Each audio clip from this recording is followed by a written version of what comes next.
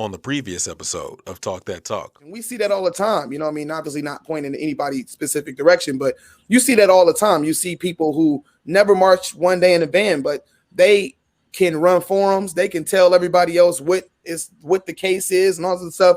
And they usually only come from one perspective. They don't even know what it's like to be on the instrument side or to be on the dancer side, to know what it's like to actually do this stuff. You know, it's easy for people to say, like we watch basketball and say, hey, this guy should be doing this. But you're sitting at home saying it from a couch. Like, you don't know what the real experience is. So it's hard to say if you've let too many people in, because once upon a time we complained that our medium wasn't exposed enough. So we want to make sure that it has the exposure, but we also don't want to give validation to exposing things. Doesn't mean we have to give every single person everything that they say, credit, or boast it up on the platform to say this person's opinion is whatever, and that goes back to like some of our, I guess as a generation just have changed, things have changed in terms of the way we view band.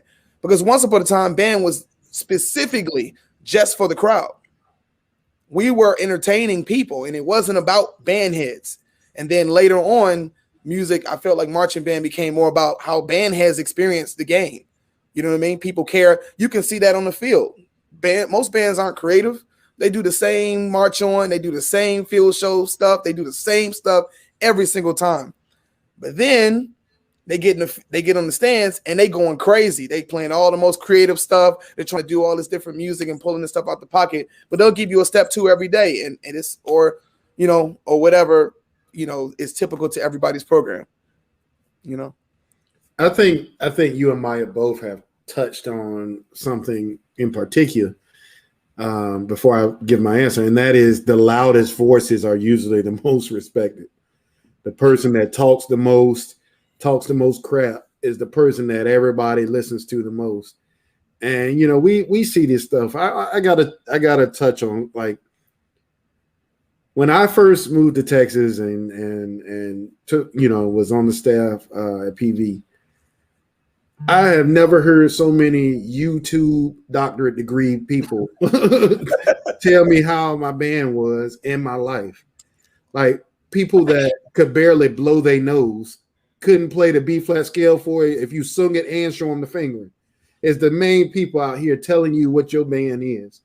Not knowing, I don't know one director that went into a band in the first year and that band was the best band in the conference.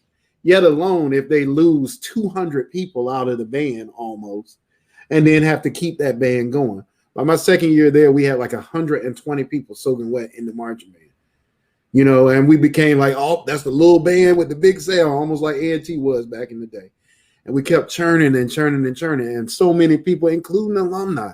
And Maya knows this because I used to talk about it all the time about how you got alumni that don't even have pride in their own program, won't even give the program a chance to grow, And now those same people that were talking the most are the same people say, boy, I never doubted you. I knew it. I love it, boy. It's so